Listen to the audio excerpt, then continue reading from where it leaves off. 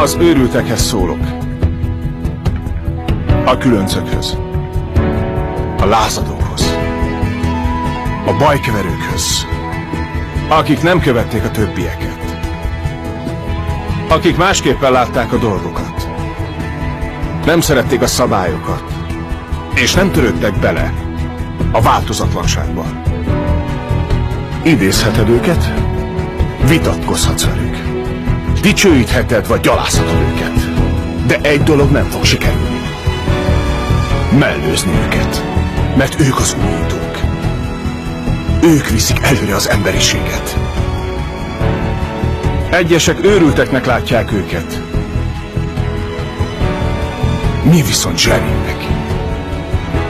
Mert akik olyan őrültek, hogy azt hiszik, megválthatják a világot. Ők meg is teszik.